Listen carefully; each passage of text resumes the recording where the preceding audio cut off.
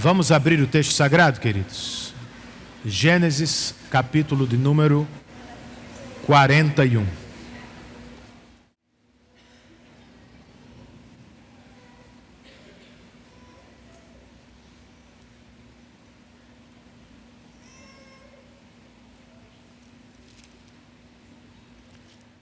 Se você leu o texto, ou está folheando aí a Bíblia agora, você já percebeu que ele é bastante extenso. 57 versículos. Então, basicamente, eu vou tentar ler o texto integralmente ao longo do sermão e vou me esforçar para fazer poucos comentários, tentando ajudá-lo assim a perceber a mensagem do texto e o fluxo do autor sagrado. Como parte de uma peça teatral, uma jovem cantora apresentou um lindo solo. Sua técnica vocal ficou evidente. O alcance de sua voz foi abrangente naquela noite. Sua entonação quase perfeita. Ao fim do espetáculo, alguém se aproximou do compositor da peça e perguntou: "O que você achou da jovem cantora?" Gentilmente ele respondeu: "Ela foi bem. Mas será muito melhor quando algo acontecer na vida para quebrar seu coração." Não é o que gostamos de ouvir. Mas um fato é inegável, queridos. O sofrimento pode sim nos fazer muito bem. Uma cantora pode interpretar melhor uma canção triste depois de ter ela mesma sofrido. Eu e vocês podemos ter mais simpatia e paciência com quem está padecendo se também já padecemos no passado. Um líder pode liderar com mais sabedoria e tato em tempos de crise se ele mesmo passou por crises no passado. E isso é bem o que vemos na narrativa de José. Eis um homem que sofreu. Contudo, o sofrimento não o esmagou. O sofrimento não acabou com ele, pelo contrário. Fez dele alguém melhor e o preparou para grandes momentos em sua vida. Ouça você mesmo da boca de José, verso de número 52, parte B. Olha o que ele diz sobre o tempo de sofrimento. Capítulo 41, verso 52, parte B. Palavras de José: Deus me fez prosperar na terra onde tenho sofrido. Vamos orar? Senhor, eu te louvo por este imenso privilégio que temos de nos aproximarmos de tua palavra para ouvir tua voz. Mas é claro que todos nós sabemos que sem o auxílio de teu Espírito, nós não podemos interpretar e aplicar este texto de maneira apropriada. Por isso nós te rogamos, Espírito, ajuda-nos. Conceda-nos iluminação e que a palavra ministrada com fidelidade seja a tua voz poderosa a transformar nosso coração. Estamos em tua dependência e pedimos por isso em nome de Jesus. Amém.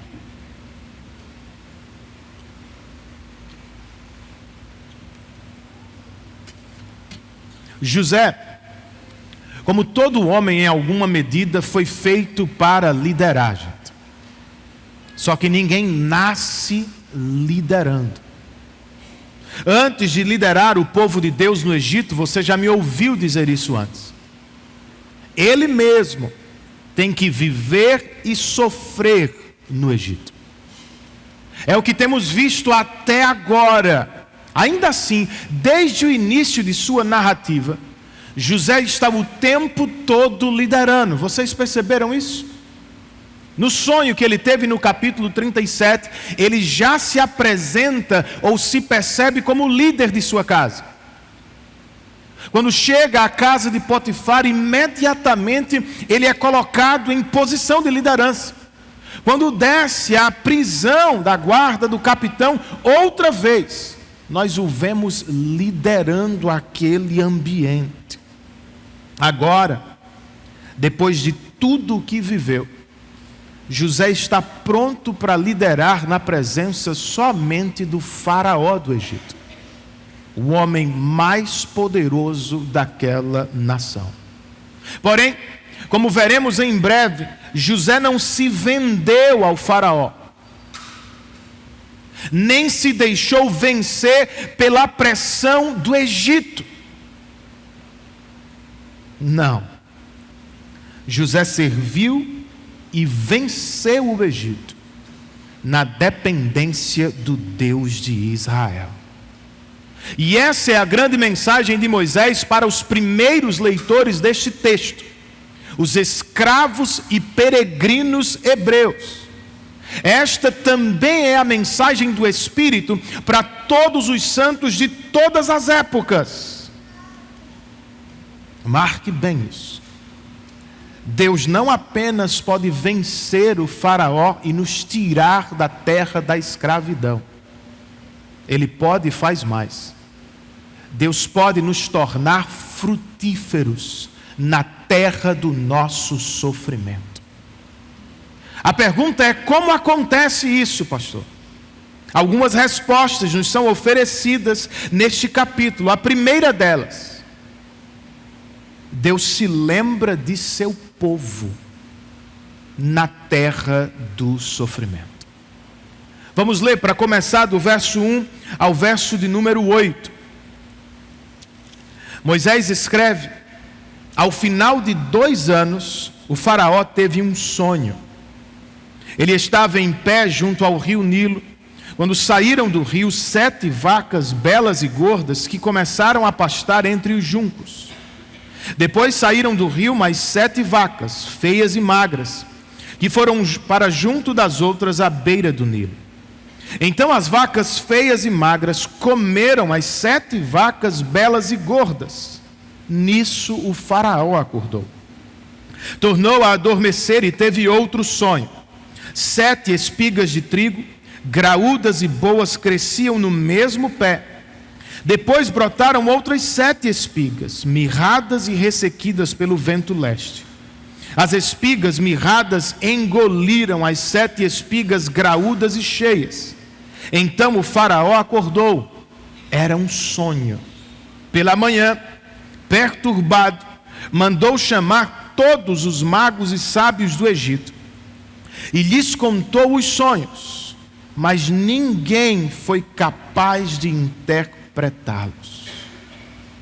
Pelo estado emocional do faraó, nota-se imediatamente, não foi um sonho agradável. Foi um pesadelo assustador. E para piorar a situação, Faraó, um deus no Egito, não conseguiu entender o que viu. Nem mesmo os seus melhores servos, os magos e sábios da nação, puderam interpretar seus sonhos. Quem vai fazê-lo? De onde virá a ajuda ou a interpretação para este poderoso homem? Do verso 9 ao verso 15. Nós temos a resposta. Moisés registra então: o chefe dos copeiros disse a Faraó: hoje me lembro das minhas faltas. Certa vez o Faraó ficou irado com 2 dos seus servos e mandou prender-me junto com o chefe dos padeiros na casa do capitão da guarda. Certa noite, cada um de nós teve um sonho, e cada sonho tinha uma interpretação. Pois bem, havia lá conosco um jovem hebreu, servo do capitão da guarda. Contamos a ele os nossos sonhos, e ele os interpretou, dando a cada um de nós a interpretação do seu próprio sonho. E tudo aconteceu como ele nos dissera. Eu fui restaurado à minha posição, e o outro foi enforcado. O faraó mandou chamar José, que foi trazido depressa do calabouço. Depois de se barbear e trocar de roupa, apresentou-se ao faraó. Antes de ouvir o que José tem a dizer, perceba comigo a pressa de Faraó, o homem mais poderoso e perturbado do Egito. Imediatamente depois de ouvir seu copeiro, mandou chamar José. A questão para ele era urgente. Não era para José, irmãos. De acordo com o verso de número 46, José já está no Egito há 13 anos. E segundo o verso 1 que lemos mais cedo, já se passaram 2 anos desde que ele interpretou o sonho do copeiro e o sonho do padeiro. Vocês se recordam do único pedido que ele fez ao copeiro? Mensagem do domingo passado. Amigo, lembre-se de mim. Fale de mim ao faraó e tire-me desta prisão. Por 2 anos inteiros, porém, o copeiro não se lembrou, gente. De repente, em um dia como qualquer outro, por ocasião do sonho perturbador do faraó, José voltou à mente do copeiro. E então ele diz: agora eu me lembro de José. O que você acha de tudo isso? Você acha mesmo que foi uma mera coincidência ou uma falha apenas humana do copeiro? Claro que não, gente. E é para isso que eu quero chamar a sua atenção aqui na primeira divisão do texto. Nem o esquecer-se de José, nem o lembrar-se de José foram aleatórios. Era tudo parte do plano de Deus. Deus que deu sonhos a José mais cedo na narrativa para tirá-lo de Canaã e levá-lo para o Egito. Deus que deu sonhos ao copeiro para restaurá-lo à sua posição. É o mesmo Deus que agora dá sonhos a Faraó a fim de libertar José da prisão. Foi no tempo certo. Foi no tempo de Deus. Pois se o copeiro tivesse intercedido antes, imediatamente depois de ter saído da prisão, é bem provável que nada tivesse acontecido. Pois 2 anos antes, Faraó não estava perturbado com nenhum sonho. José só foi lembrado quando soberanamente Deus perturbou o imperador desta nação com sonhos. Meu ponto é simples, irmãos. Os homens podem se esquecer de mim e de vocês muitas vezes. E em muitos casos será sim falha deles. Mas que você jamais se esqueça disso. Deus nunca se esquece de seu povo. No tempo dele, na hora dele, segundo os planos dele, e de maneira providencial, Deus sempre age na história para socorrer e preservar o seu povo. Será que você pode dizer amém por isso? Mas a questão é, sinceramente, como é que a gente espera? Como esperamos pela intervenção de Deus quando somos escravos em uma poderosa nação? Os primeiros leitores. Quando esperamos em Deus quando somos peregrinos no deserto e não sabemos ao certo quando chegaremos em casa? Sério, irmãos, como é que se continua esperando em Deus quando nada acontece por 2 anos inteiros, como foi o caso de José. Nada de muito significativo deve ter acontecido mesmo, pois Moisés não menciona esse período.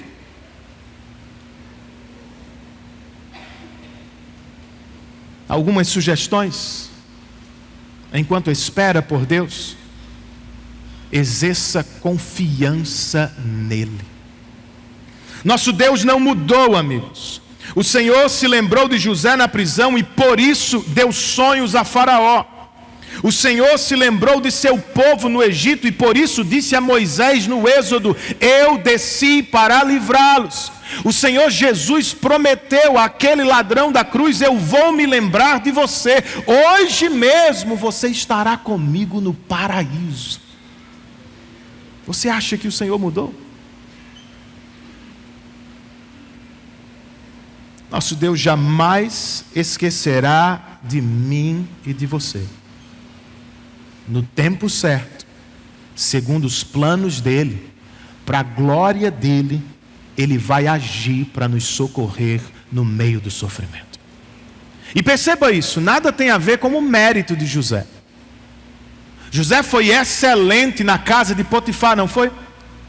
Ele foi excelente na prisão de Potifar. Ele não saiu de lá por isso. Ele saiu de lá por graça e por amor de Deus. Por vezes nós trabalhamos duro e fazemos o nosso melhor e nada acontece. Estamos esperando por Ele. Quando algo acontecer, terá sido a graça e o amor do nosso Deus. Certo, pastor, mas como esperamos este agir de Deus? Bem, nós precisamos esperar, irmãos, com clareza. Eu e vocês precisamos crescer biblicamente, e é o que fazemos a cada culto dominical, a cada discipulado, em cada encontro dos nossos pequenos grupos. Nós precisamos crescer lendo a Bíblia e interpretando a vida a partir dela. Lembre-se disso, Deus tem um padrão. A glória sempre vem depois da humilhação. Pense em José, que foi da prisão para o palácio. Ou em Davi, que foi das cavernas para o trono de Israel. Ou no próprio Jesus, que foi da manjedoura para a cruz e só depois para a destra do Pai na glória celestial.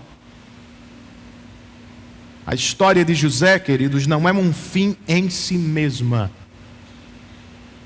Não se trata de um relato de sucesso pessoal, entenda isso. Ela é um paradigma para os peregrinos de todos os tempos. É assim que Deus trabalha. Se é assim, em tempos de sofrimento, injustiça e esquecimento dos homens, eu e vocês não precisamos entrar em desespero. Faz parte do plano. Noé esperou pela chuva. Quantos anos? Abraão esperou por um filho. Quantos anos? Paulo teve de esperar na Arábia 3 anos antes de começar seu ministério público.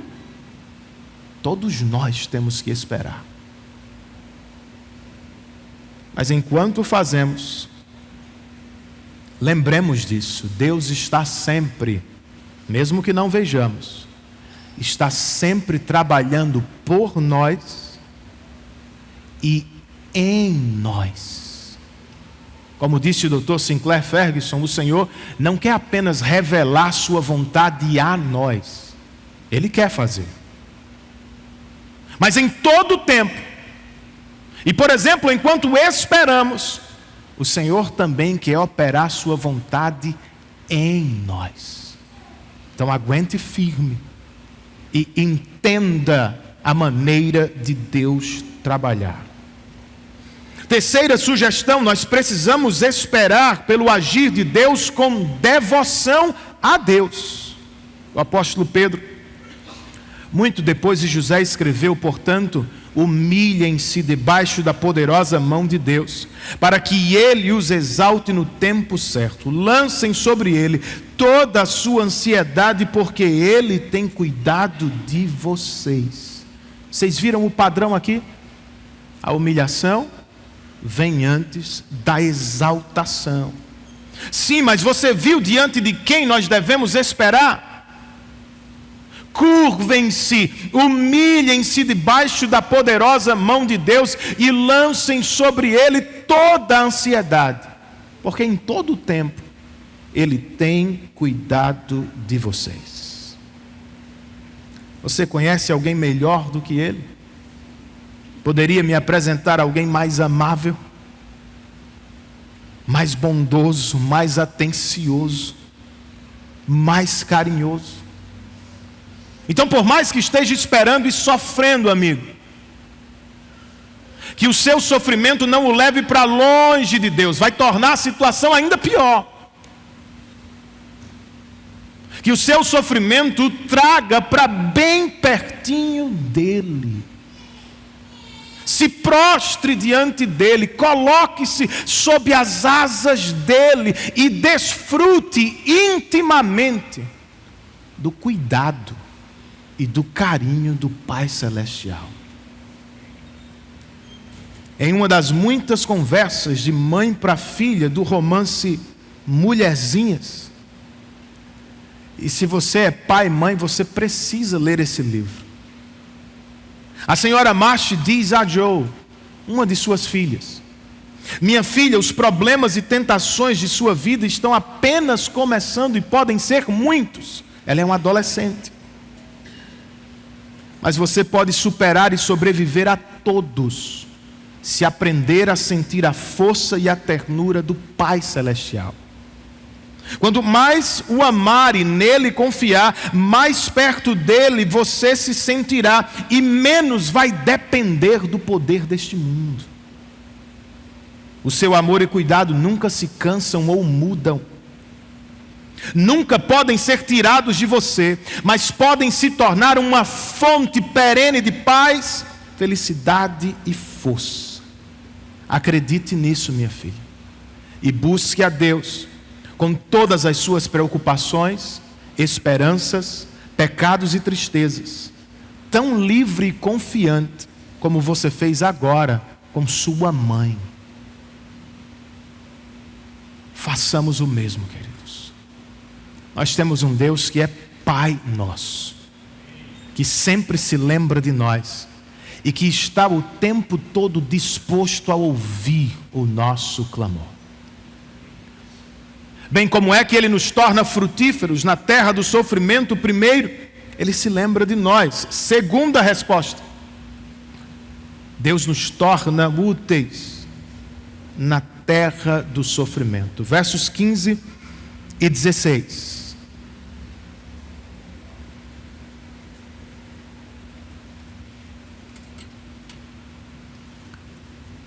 O faraó disse a José: tive um sonho que ninguém consegue interpretar. Mas ouvi falar que você, ao ouvir um sonho, é capaz de interpretá-lo. Olha a pressão. Qual foi a resposta de José? Verso 16: isso não depende de mim, mas Deus dará ao faraó uma resposta favorável. De barba feita e agora com as melhores roupas, José se apresenta diante do homem mais poderoso do Egito. E o que é que ele ouve de cara? José: ninguém aqui consegue interpretar meu sonho, mas eu ouvi dizer que você é o cara. Eu fiquei sabendo que você sabe das coisas. Eu fui informado que você é melhor do que todos os meus sábios e que você pode resolver o meu problema. Gente, para alguém que passou tanto tempo por baixo e injustamente, essa era a oportunidade perfeita para se exaltar e se apresentar, para se aproveitar do momento. Curiosamente, não foi o que José fez. Não. Em vez disso, suas primeiras palavras ao Deus impotente do Egito foram: não eu, Faraó, mas Deus, se quiser, poderá lhe dar uma interpretação favorável. Que ensinamento! Moisés então continua, verso 17. O faraó então contou o sonho a José. Sonhei que estava em pé à beira do Nilo, quando saíram do rio 7 vacas, belas e gordas, que começaram a pastar entre os juncos. Depois saíram outras 7, raquíticas, muito feias e magras. Nunca vi vacas tão feias em toda a terra do Egito. As vacas magras e feias comeram as 7 vacas gordas que tinham aparecido primeiro. Mesmo depois de havê-las comido, não parecia que o tivessem feito, pois continuavam tão magras como antes. Então acordei. Depois tive outro sonho, José. Vi 7 espigas de cereal, cheias e boas, que cresciam no mesmo pé. Depois delas brotaram outras 7, murchas e mirradas, ressequidas pelo vento leste. As espigas magras engoliram as espigas boas. Contei isso aos magos, mas ninguém foi capaz de explicá-lo. Moisés vai registrar agora a explicação de José. Verso 25. O faraó teve um único sonho, disse-lhe José. Deus revelou ao faraó o que ele está para fazer. As 7 vacas boas são 7 anos, e as 7 espigas boas são também 7 anos. Trata-se de um único sonho. As 7 vacas magras e feias que surgiram depois das outras, e as 7 espigas mirradas queimadas pelo vento leste também são 7 anos. Serão 7 anos de fome. É exatamente como eu disse ao faraó. Deus mostrou ao faraó aquilo que ele vai fazer. 7 anos de muita fartura estão para vir sobre toda a terra do Egito, mas depois virão 7 anos de fome. Então todo o tempo de fartura será esquecido, pois a fome arruinará a terra. A fome que virá depois será tão rigorosa que o tempo de fartura não será mais lembrado na terra. O sonho veio ao faraó 2 vezes, porque a questão já foi decidida por Deus, que se apressa em realizá-la. De tudo que lemos aqui, eu quero tentar destacar o que é mais importante. E o que é mais importante aqui? A clara soberania de Deus sobre a terra de um homem que a si mesmo se chamava de Deus.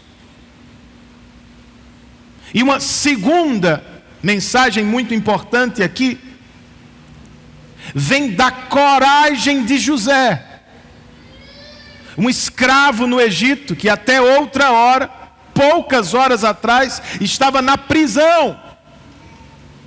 E agora, diante do homem que pode cortar a sua cabeça, ele não esconde a verdade, ele a declara corajosamente.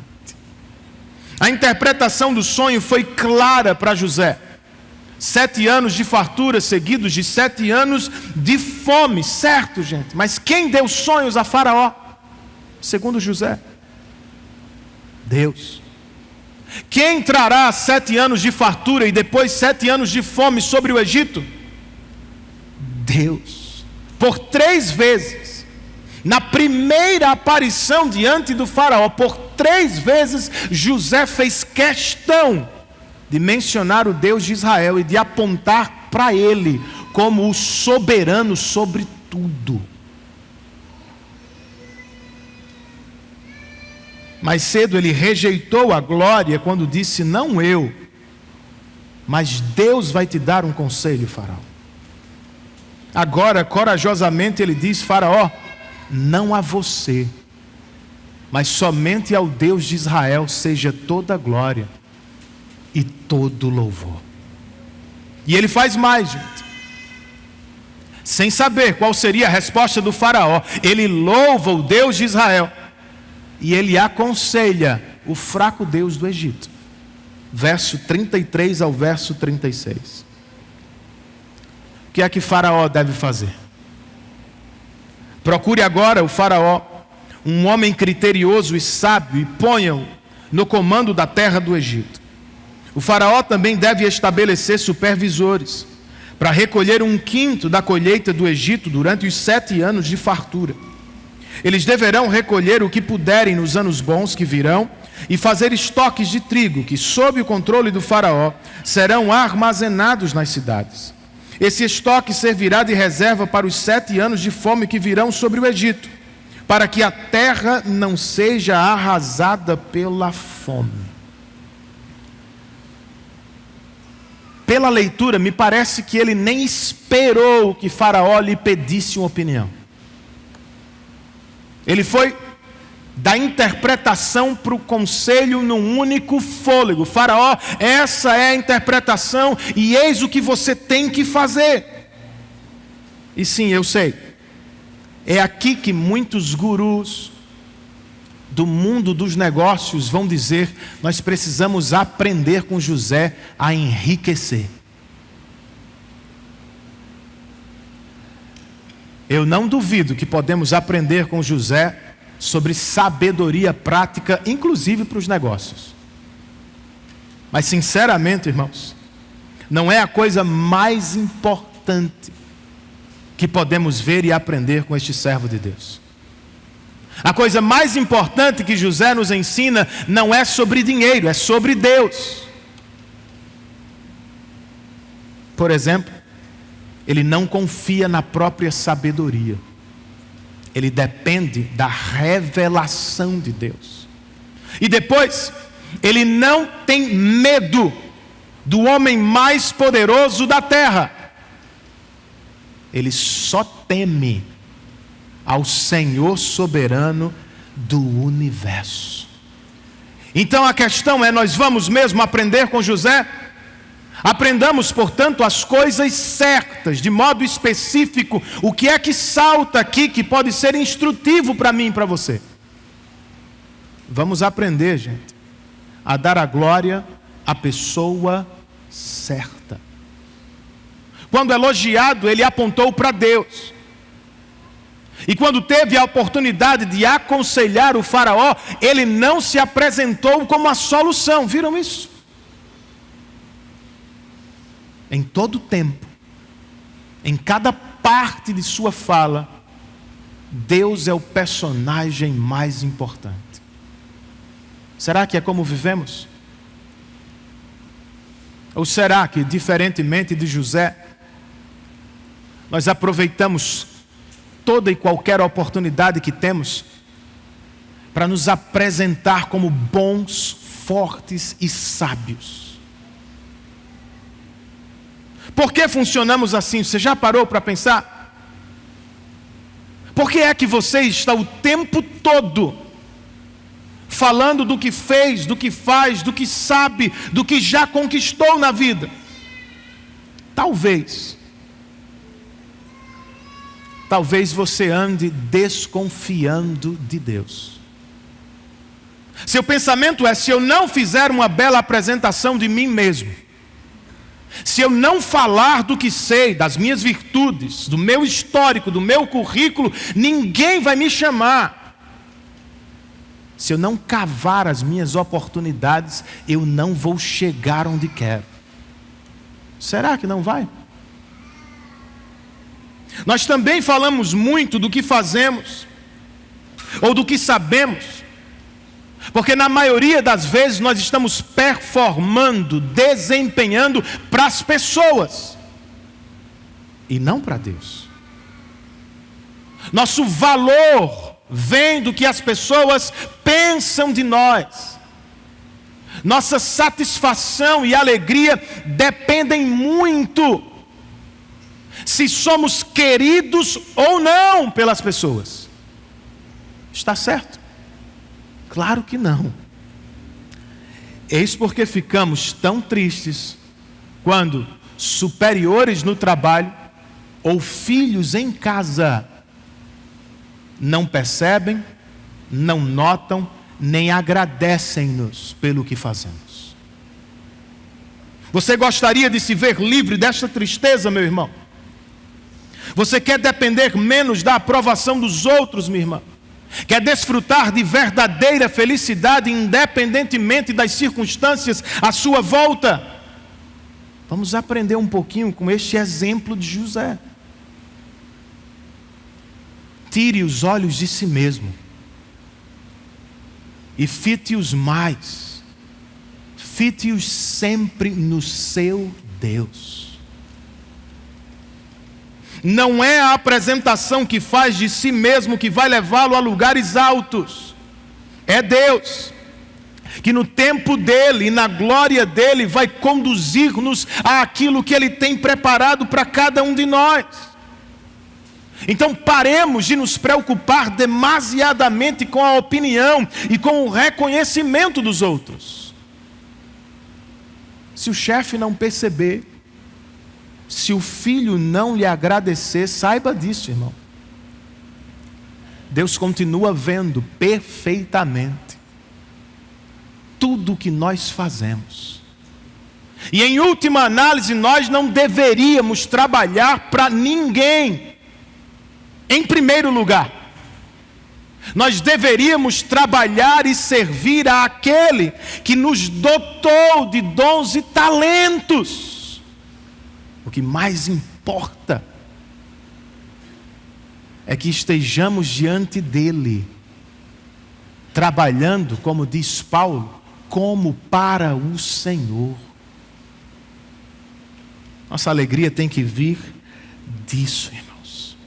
O que mais podemos aprender com esta passagem? Vamos aprender a temer a pessoa certa.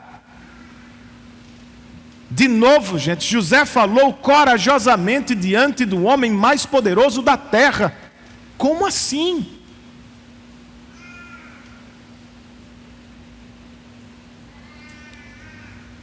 Nós não temos, eu espero, muitos problemas com a justiça.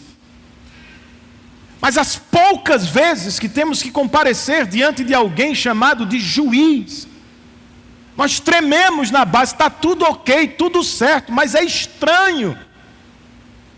Tem alguém sentado num lugar mais alto, vestido de maneira particular, o ambiente parece que se impõe sobre nós. José está diante do homem mais poderoso da terra e ele ainda fala com coragem de onde veio a sua intrepidez. Da visão que ele tinha de Deus.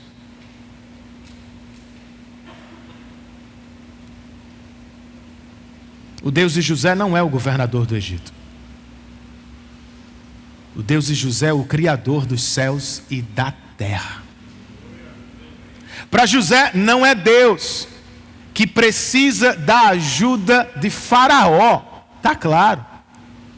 É o Faraó e qualquer outro homem e mulher poderoso da terra que precisa desesperadamente da intervenção de Deus. É como você acredita também, meu irmão. Pense no impacto deste capítulo no coração dos hebreus. Escravos no Egito, peregrinos no deserto. Deus pode mesmo nos tirar desta potência chamada Egito. Ele pode mesmo nos dar a terra de Canaã, que já está possuída por grandes homens e reinos. Claro que pode. É a resposta de Moisés. Deus é infinitamente maior do que qualquer faraó desta terra. Pense no impacto desta mensagem em todas as experiências da sua vida. Pastor, eu tenho que me apresentar diante de uma banca acadêmica. Eu tenho que passar por um processo seletivo. Eu estou doente e ainda assim gostaria de dar testemunho do Evangelho. Pastor, eu gostaria de ao menos orar na reunião do pequeno grupo, mas eu tenho medo. Posso eu fazer qualquer uma dessas coisas? Claro que pode. Não porque você é melhor do que alguém, não porque você é maior do que alguém, mas porque o nosso Deus é maior do que qualquer homem diante de quem nós nos apresentamos. Por vezes, gente, o que nos impede de falar numa reunião de trabalho, numa entrevista na faculdade, ou mesmo o que nos impede de falar a um amigo de sala sobre o Evangelho nós não acreditamos que o que vamos falar vai fazer alguma diferença na vida destas pessoas. Então surge uma oportunidade na reunião de trabalho e a gente se cala. Um amigo de trabalho levanta a pergunta e nós não damos a resposta. Eu sei que é assim, mas eu quero que você entenda, nós não podemos deixar Deus de fora destas oportunidades. Você acha que nós falamos sozinhos? Que nós estamos sozinhos no trabalho, na faculdade ou na família? Você acha que Faraó ouviu José porque José tinha os melhores argumentos do Egito? Sinceramente, quem não poderia ter dado esse conselho para ele? Não foi a sabedoria de José que fez Faraó parar para ouvi-lo. Foi a ação de Deus. Antes mesmo de José chegar a Faraó, Deus já estava trabalhando na mente dele. Você acha que ele não está fazendo o mesmo no seu trabalho? Você acha que Deus não pode estar trabalhando na sua escola? Você acha mesmo que o Senhor não está antes de você e de maneira que você desconhece, agindo na vida das pessoas que lhe cercam? Não depende de nós, irmãos. Não depende de quão bons nós somos. Depende de Deus e de sua vontade soberana. Olha o que escreve Calvino em suas Institutas: o testemunho do Espírito é mais excelente do que toda razão. Pois assim como apenas Deus é uma testemunha apropriada de si mesmo em sua palavra, também a palavra não será aceita pelo coração dos homens, antes de ser ela selada pelo testemunho interior do Espírito. Você entendeu? Ninguém nos ouve porque somos bons. Quando alguém para ouvir o conselho, quando alguém para dar ouvidos à pregação do Evangelho, é porque Deus já estava trabalhando. Então tenhamos coragem e falemos sem medo dos homens e para o bem deles, confiando totalmente no soberano Deus a quem servimos e adoramos. Que o Senhor nos ajude e que Ele nos faça frutíferos. Como? Terceira e última resposta: Deus abençoa o seu povo na terra do sofrimento. Do verso 37 ao verso 45 agora.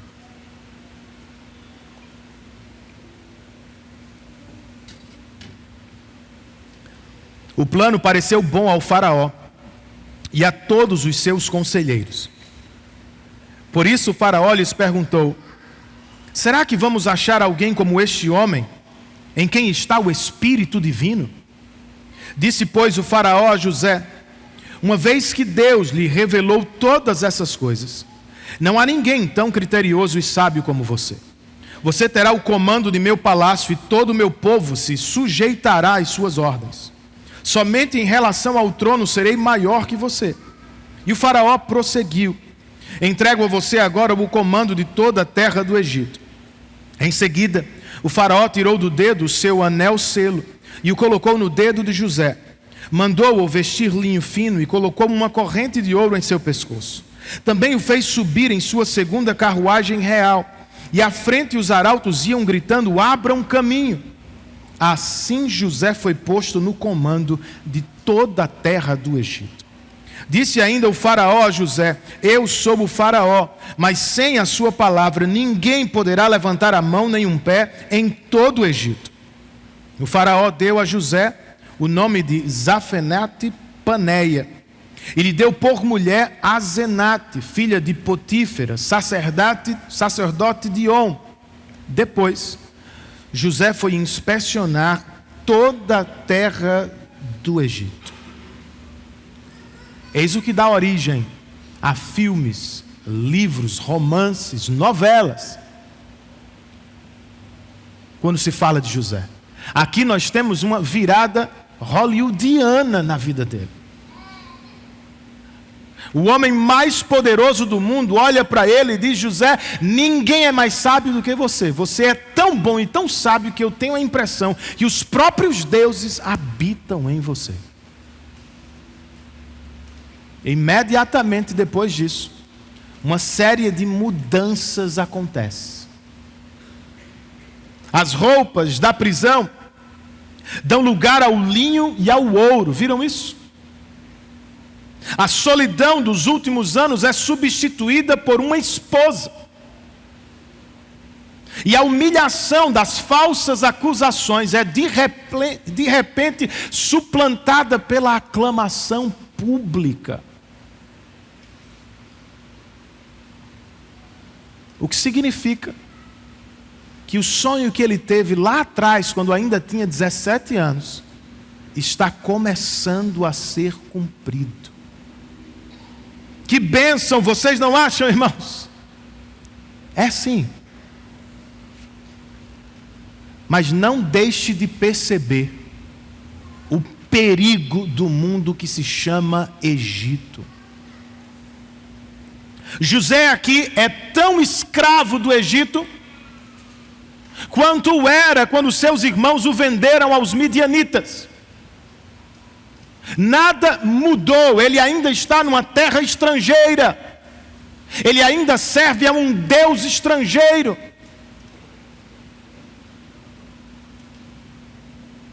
E Faraó, intencionalmente ou não, quer a todo custo egipcianizar José. Eu vou exaltá-lo no Egito. Você será a segunda pessoa do Egito. Mas para isso, você tem que ter um novo nome, uma nova roupa e uma nova ou uma mulher egípcia. E agora, irmãos? José passou no teste da humilhação. 13 anos de humilhação. Será que ele vai aguentar firme no calor da exaltação? Por vezes é mais fácil ser fiel na humilhação do que na exaltação. Vamos ler o final desse texto? Verso 46 ao verso de número 52. Moisés escreve: José tinha 30 anos de idade quando começou a servir ao faraó, rei do Egito. Ele se ausentou da presença do faraó e foi percorrer todo o Egito. Durante os 7 anos de fartura, a terra teve grande produção. José recolheu todo o excedente dos 7 anos de fartura no Egito e o armazenou nas cidades. Em cada cidade armazenava o trigo colhido nas lavouras das redondezas. Assim José estocou muito trigo, como a areia do mar. Tal era a quantidade que ele parou de anotar, porque ia além de toda medida. Antes dos anos de fome, Asenate, filha de Potífera, sacerdote de On, deu a José 2 filhos. Ao primeiro José deu o nome de Manassés, dizendo: Deus me fez esquecer todo o meu sofrimento e toda a casa de meu pai. Ao segundo chamou Efraim, dizendo: Deus me fez prosperar na terra onde tenho sofrido. Destes versos observemos o seguinte, queridos. Primeiro, José não se confiou na indicação do faraó. nem se sentou sobre a revelação soberana de Deus. Aqui você percebe claramente a soberania de Deus e a responsabilidade humana. A soberania de Deus não o deixou paralisado, esperando que tudo acontecesse. Foi o contrário.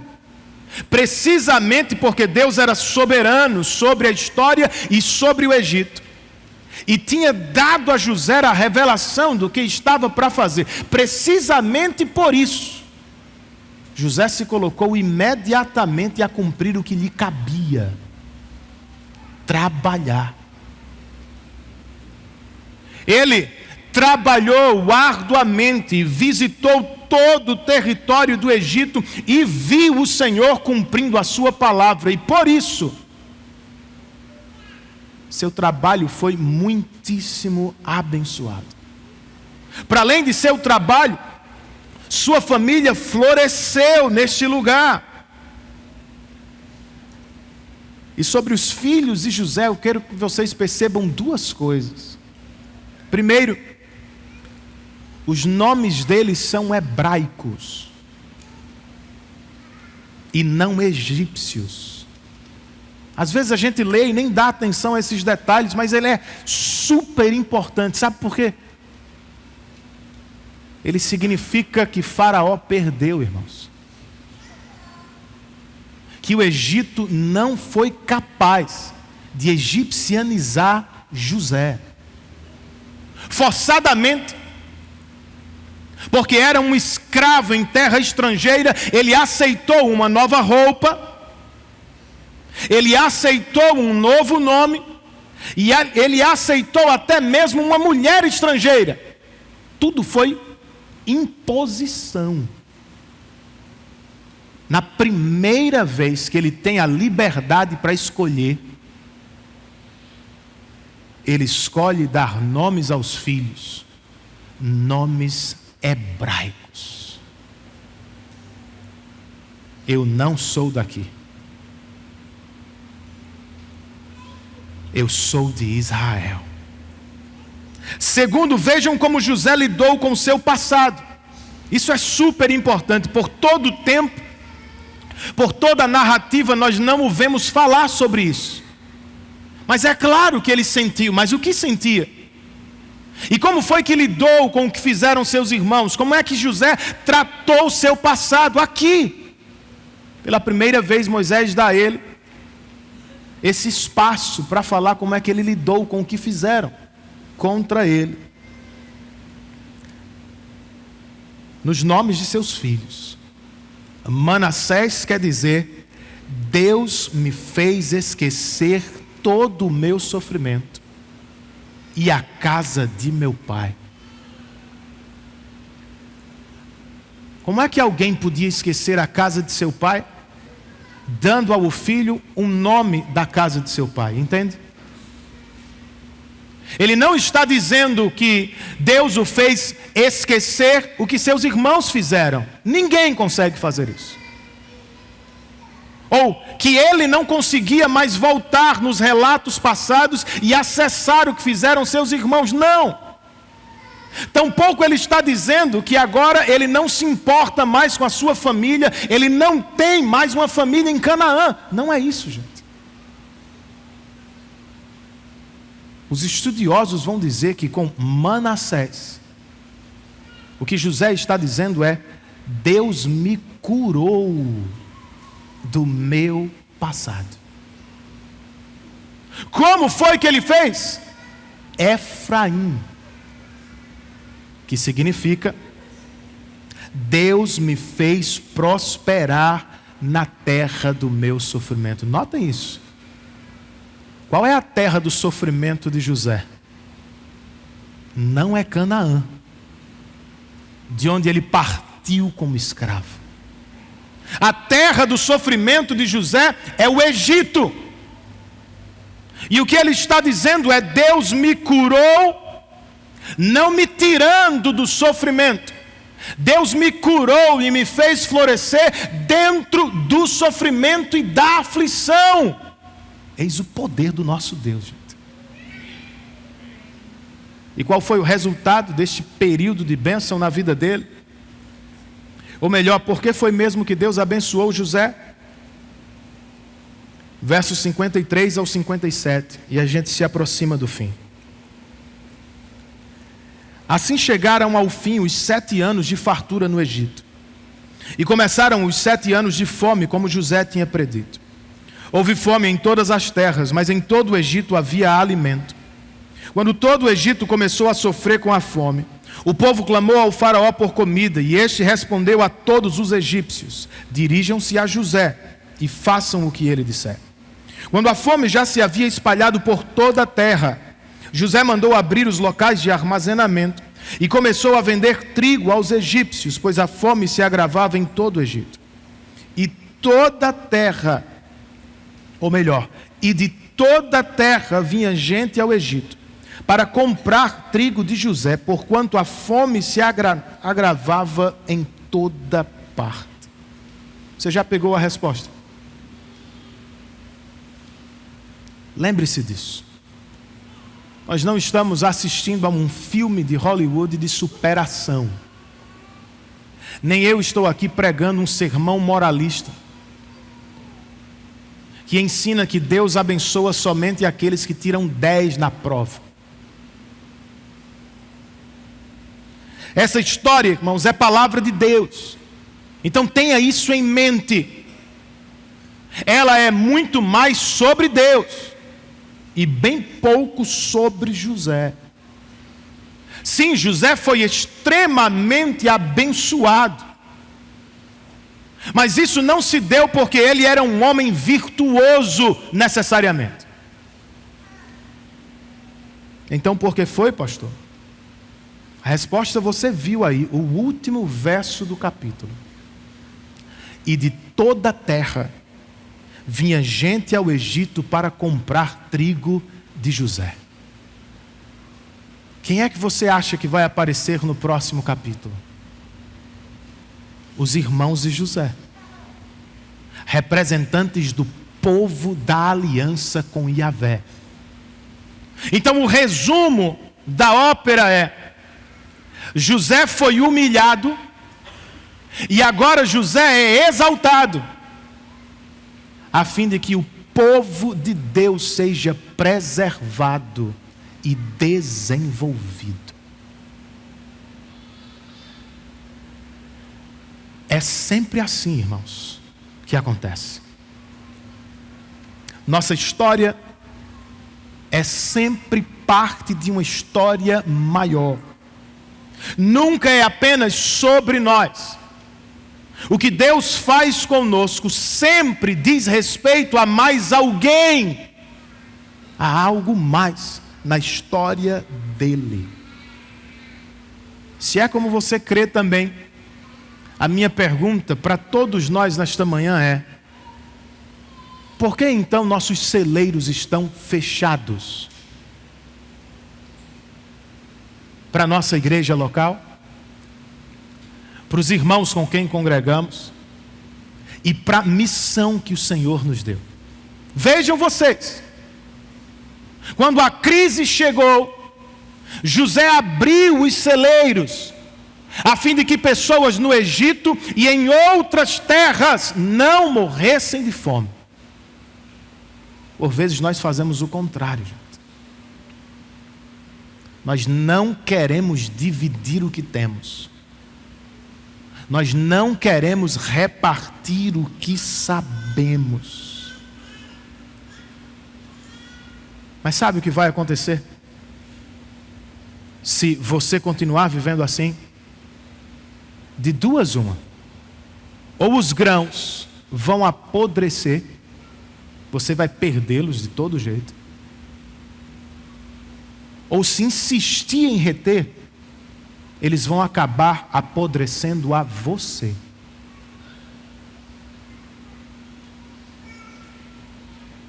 Se não é o que quer, se não é o que queremos viver, queridos, vamos abrir nossas vidas e vamos repartir aquilo que o próprio Deus nos deu com a igreja na qual Ele nos colocou, como os irmãos a quem Ele nos deu, com a missão de pregar o Evangelho ao redor do mundo.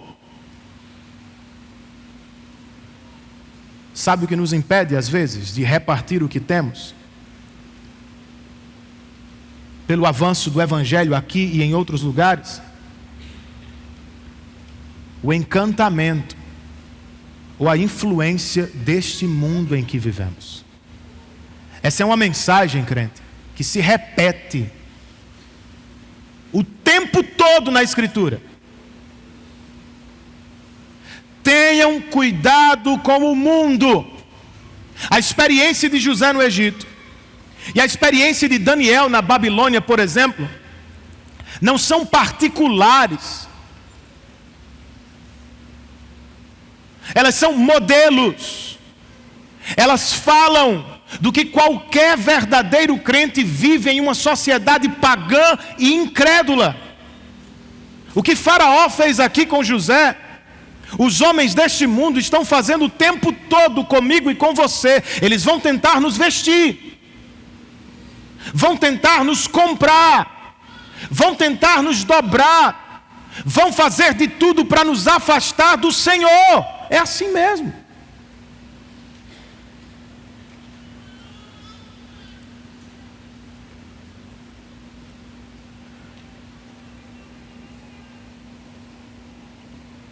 Então tenhamos cuidado.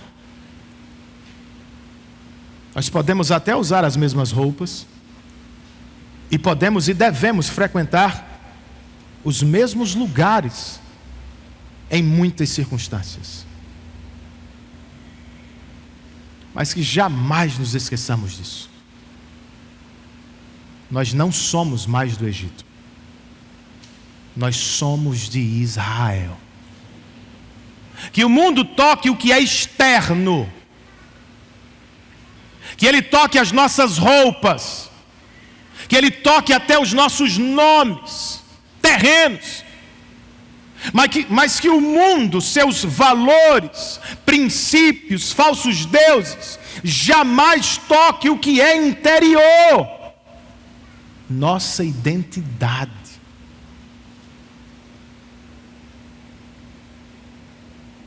E que ninguém aqui se encante mais do que deveria com este mundo. É o que aprendemos com Efraim, irmãos. O Egito acabou de banhar José em ouro. E José está dizendo: Egito é terra de sofrimento. Poder, prazer, visibilidade não nos darão, não atenderão ao anseio dos nossos corações.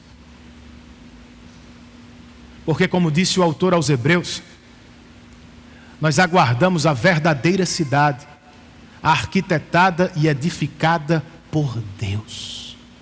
Então não se venda, não se entregue, não se prostre, não se deixe vencer por este mundo.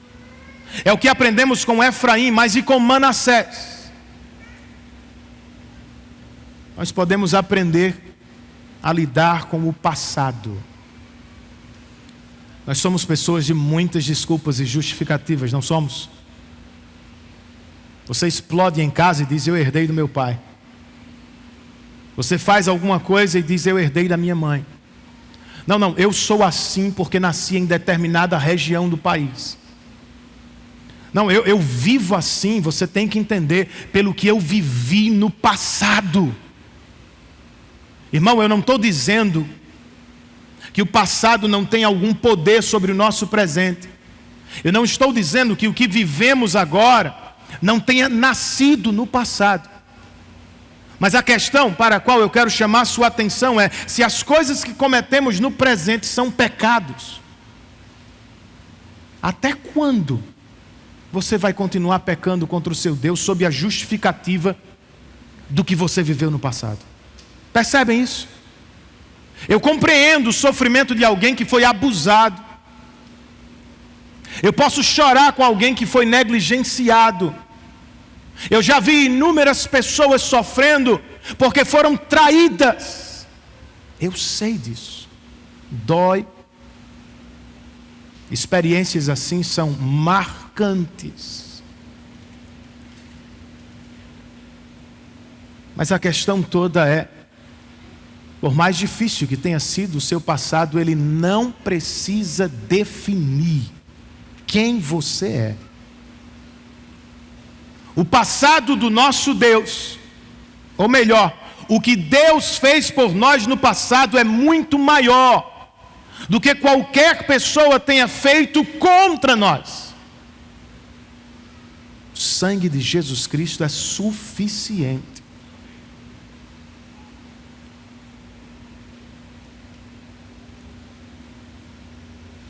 E por meio dele, eu e vocês fomos adotados na família do Pai Celestial.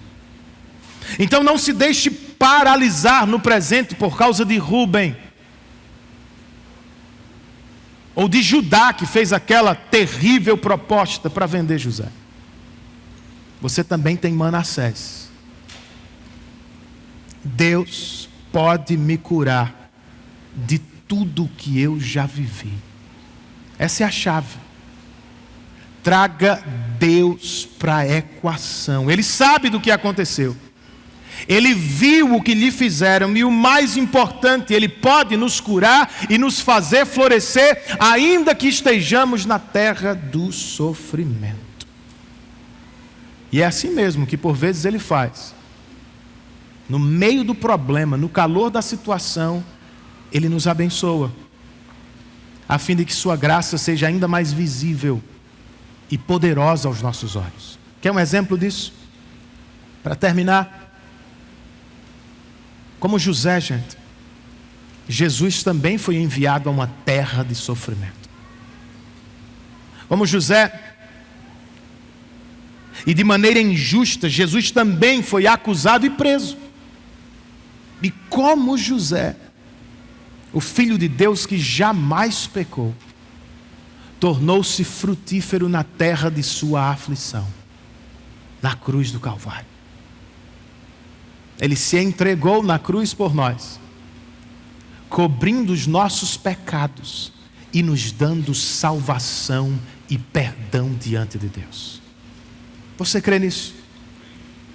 Venha a Ele então, pela primeira ou pela 10ª vez.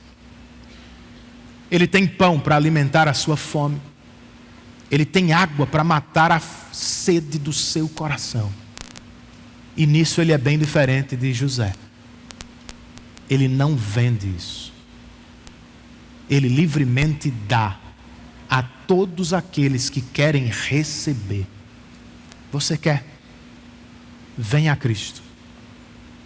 Venha a Ele por meio da fé. Venha a Ele em arrependimento.